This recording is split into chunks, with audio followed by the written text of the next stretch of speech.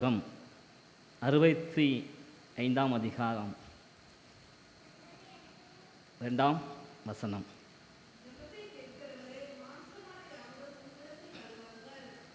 ஜெபத்தை கேட்கிறவரே மாம்சமான யாவரும் உம்மிடத்தில் வருவார்.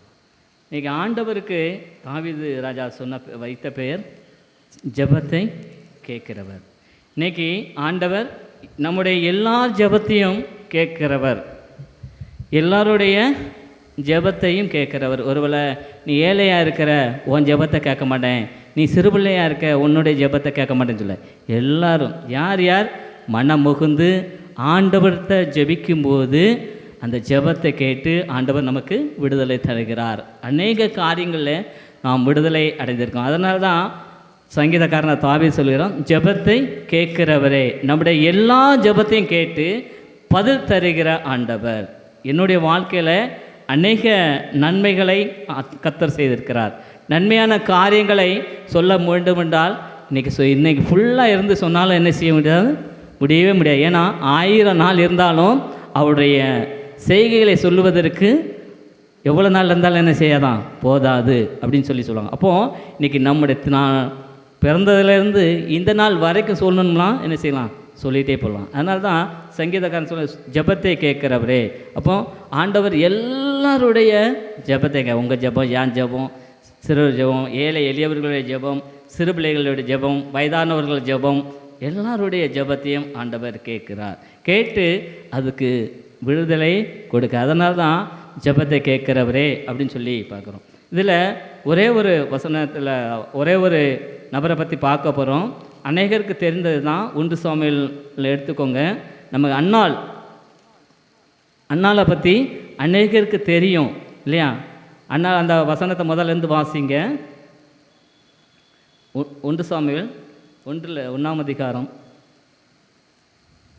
பார்த்தோம்னா அநேக காரியங்களை குறித்து போயிருக்கு. ஒரு சில வசனத்தை மட்டும் நாம் தியானித்து நிறைவு செய்ய இருக்கிறோம். ஏன்னா நேரம் குறைவாக இருக்கிறதுனால, நான் இன்னும் ஒரு சபைக்கு போக வேண்டி இருப்பதனால ஒரே ஒரு நபரை பற்றி பார்த்து கடைசியில் இருக்கிறோம். வாசிங்கள். சாமுவேல் 1 புஸ்தகம் வசனங்கள் 1 முதல்.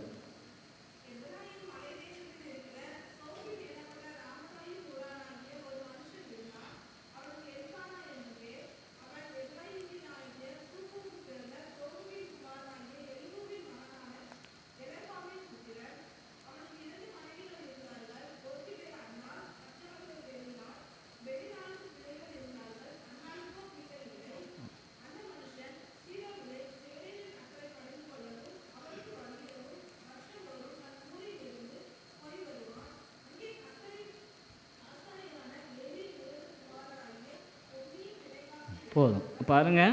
அந்த மனுஷன் சீலோவிலே சேனைகளின் கர்த்தரை பணிந்து கொள்ளவும் அவருக்கு பலியிடவும் வருஷந்தோறும் தன்னுடைய ஊரிலிருந்து போய் வருவார்கள். அங்கே கர்த்தரின் ஆசாரியராக இருந்தார். அப்போ பாருங்கள், தன்னுடைய ஊரிலிருந்து வெளியேறத்துக்கு போய் கர்த்தருடைய ஆலயத்துக்கு போய் கர்த்தரை பணிந்து கொண்டு அவருக்கு பலியிட்டார்கள் என்று சொல்லியிருக்கு. அப்போ இது எப்போது நடக்குது? வருடந்தோறும் அவங்க வருஷம் வருஷம் போய்கொண்டு இருந்த சூழ்நிலை. அநேக வருஷம் போய்கொண்டு இருந்தாங்க. ஒவ்வொரு வருஷமும் போய் ஆண்டவருக்கு பலிகளை செலுத்தி என்ன செய்தாங்க, நமக்கு பணிகளை எதெல்லாம் செஞ்சாங்கன்னு சொல்லி நன்றி செலுத்தி வருவார்கள். அதே போல் தான் ஒவ்வொரு வருஷமும் சென்றிருக்காங்க. அடுத்த பாருங்கள், 9 வசனம். அது சாரி 5 வசங்க.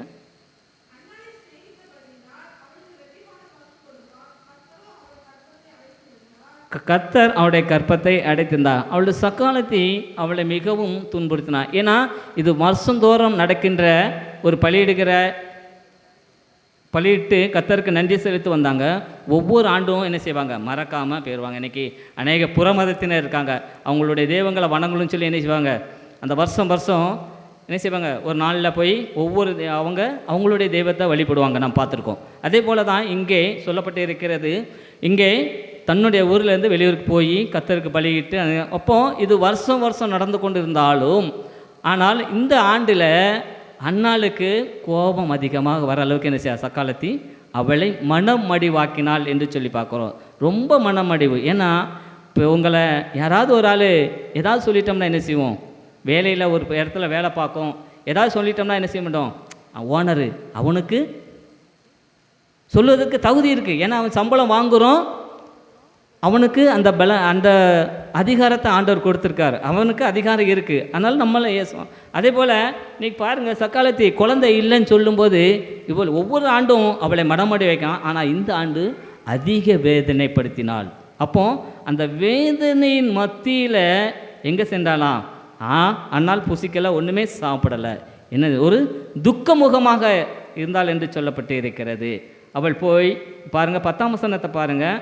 அவள் போய் மிகவும் அழுதான், கர்த்தரை நோக்கி விண்ணப்பம் பண்ணினாள், ரொம்ப அழுதா.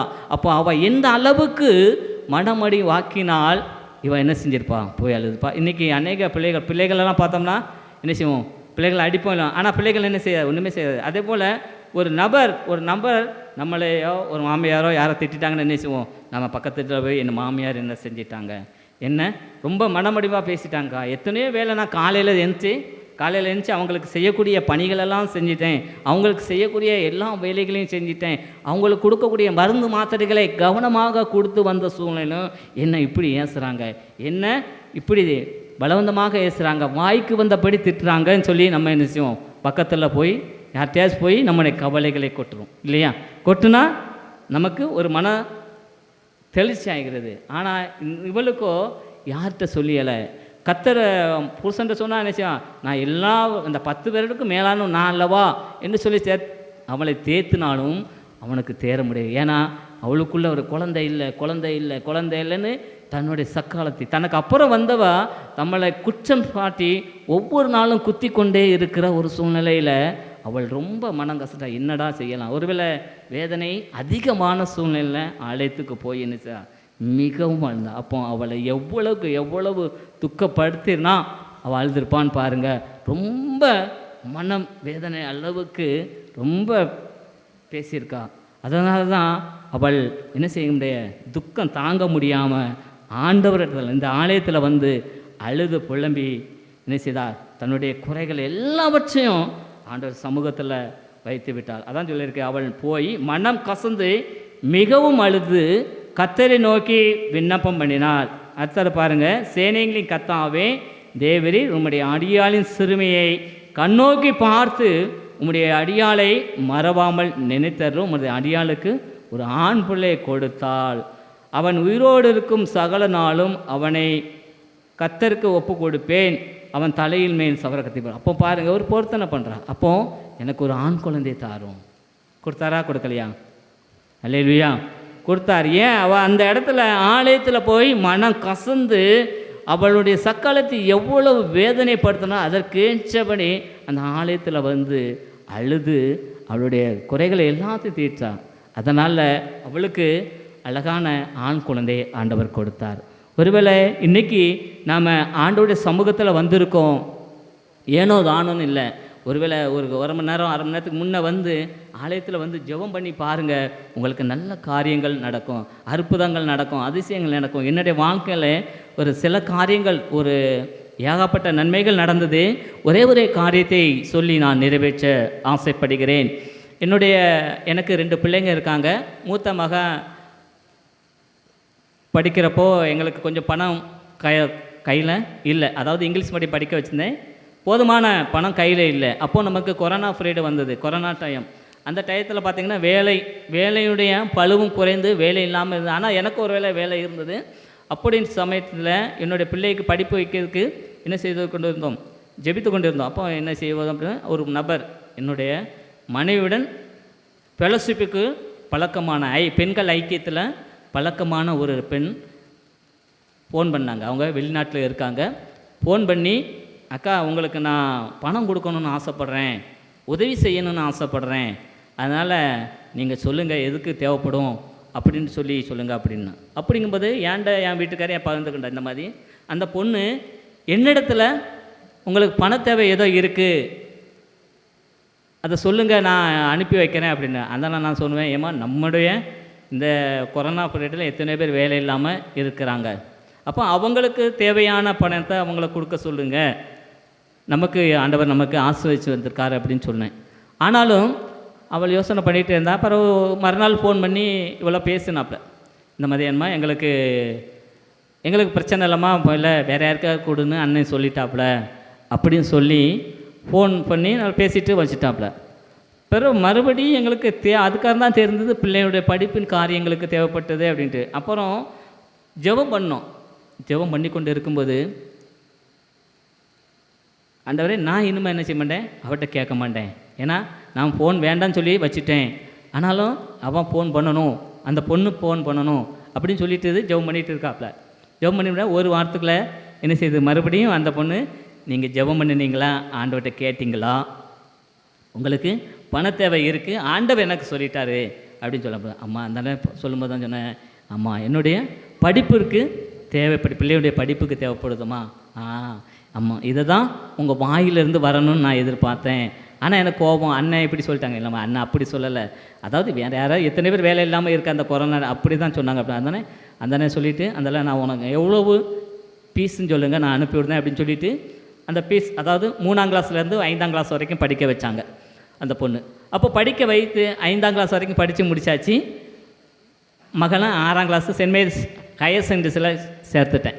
அங்கே இங்கிலீஷ் மீடியம் இருக்கிறதுனால அங்கே சேர்த்தாச்சு. என்னுடைய மகனை இங்கிலீஷ் மீடியத்தில் சேர்க்கறதுக்கு ஆசையாக இருந்தேன். அப்போ என்னோடய வருமானம் இல்லைன்ட்டோன்னே நம்ம தமிழ் மீடியத்திலே போடுவோம், சேர்த்துருவோம் அப்படின்னு சொல்லி சேர்த்தாச்சு. எனக்கு மனசு பாரம்.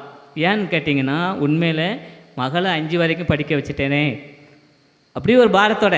இன்னைக்கு அண்ணாளுக்கு எவ்வளோ பாரம் இருந்ததோ அதை விட பாரம் இருந்தது. ஏன்னா நாளைக்கு என் பிள்ளை என் அக்காலை மட்டும் நீங்கள் இங்கிலீஷ் மீடியம் படிக்க வச்சுட்டீங்க, என்னென்னு இங்கே படிக்க வைக்கலையே அப்படின்னு சொல்லிடக்கூடாதுன்னு சொல்லி கவலை இருந்தது.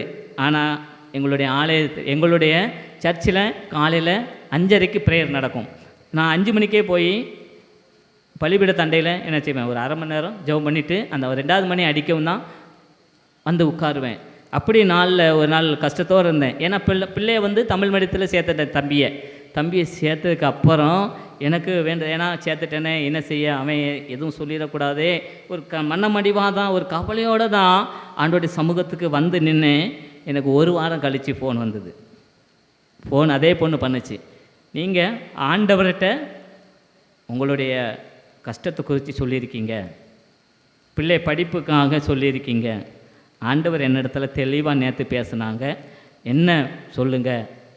அதானே என் வீட்டில் சொல்லியிருக்கேன். ஏன்னா நான் தானே பேசியிருக்கேன் ஆண்டவர்கிட்ட, நான் தான் ஆலயத்தில் வந்து நான் ஜெபம் பண்ணியிருக்கேன். ஆனால் நான் யார்கிட்டையுமே ஒன்றும் கேட்கலையே, யார்கிட்டையும் ஒன்றும் குறிக்கலையே அப்படின்னு சொல்லிட்டு ஃபோன் வச்சுட்டேன். அதெல்லாம் நான் இந்த மாதிரி நைட்டு பேசும்போது என்னோட பேசிட்டு இருந்தேன். இந்த மாதிரி அந்த பொண்ணு பேசிச்சுப்பா, உனக்கு பண தேவை இருக்குது அப்படின்னு சொல்லிட்டு இருந்தாங்க, நீங்கள் எதுவும் நான் ஒன்றும் ஜெபம் பண்ணலை அப்படின்னு. நான் ஜெபம் பண்ணேன், நீ தம்பியை தமிழ் மீடியத்தில் சேர்த்துட்ட, எனக்கு பாரமாக இருந்தது, தம்பியை இங்கிலீஷ் மீடியம் படிக்க வைக்கலையேன்னு ஒரு கவலையாக இருந்ததுமா, அதை தான் நான் ஆண்டவர்கிட்ட போய் கேட்டேன்.